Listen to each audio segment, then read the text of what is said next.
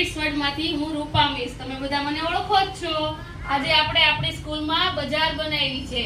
શેની બજાર બનાવી છે? ફ્રૂટની, કરિયાણાની અને શાકભાજીની. તેમાં હું તમને શાકભાજી વિશે સમજાવીશ. તમે શાકભાજી લેવા મમ્મી સાથે જાઓ છો ને? તો જો આ બધી શાકભાજી છે. શું કહેવાય? શું છે? સલાડ. આ સલાડ છે. આને શું કહેવાય? ગાજર. ગાજર બે પ્રકારના આવે છે, આવાય આવે અને આવાય આવે. ગાજરને આપણે કાચા પણ ખાઈ શકીએ. આ કાકડી છે. કાકડી કાચી ખાઈ શકાય, એટલે જ એને સલાડ કહેવાય. પછી આ બીટ છે. શું છે? બીટ. બીટ ખાવાથી આપણા શરીરમાં હિમોગ્લોબિન વધે છે. શું વધે?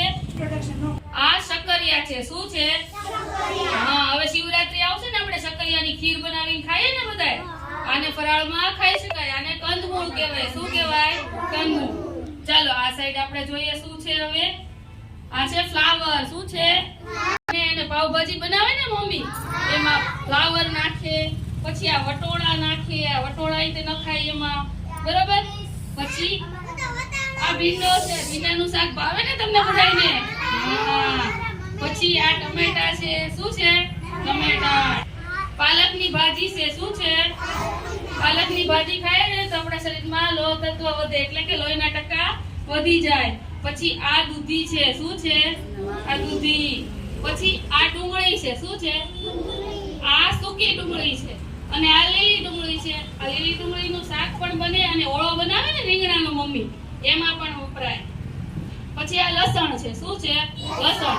લસણ બધા શાકભાજીમાં પીસીને મમ્મી નાખતા હોય છે. ચાલો આપણે શાકભાજી વાળાને મળીએ. કોણ છે આ શાકભાજી વાળા? ઓળખો છો ને તમે? આપણી સ્કૂલના બાળકો છે, ચિંતન અને ધાર્મી. તે આપણને આજે શાકભાજી વેચવા વાળા બન્યા છે. તે શાકભાજી શેમાં વેચે છે? આ વજનિયા છે. શું છે? વજનિયા. આ બધા શાકભાજી આપણને 500 કિલો એવી રીતના વજન ઉપર મળે. કિલો છે. આ કિલો આ મૂકી, પછી આ સાઈડ છે ને શાકભાજી મૂકી, શાકભાજી વાળા આપણને આમ વજન કરીને આપે. જો આવી રીતે વજન કરીને આપે ને. હા. પછી આપણને એમને મફતમાં કોઈ શાકભાજી આપે નહીં. આપણે એને શું દેવું પડે? પૈસા. આવી રીતના પૈસા દઈને તો શાકભાજી વાળા. જો બાળકો, આ પાપડી છે. આ ભરીને મમ્મી બનાવે ને આખી, બહુ સરસ લાગે. પછી વાલોળ છે. વાલોળનું શાક બનાવે. ગુવાર છે. ગુવારનું શાક બનાવે, બરોબર. આ ગલકા છે. આ તુરિયા છે. લીલા શાકભાજી ખાવા જોઈએ તો શરીરમાં લોહીનું પ્રમાણ વધે. પછી આ કેપ્સિકમ મરચા છે.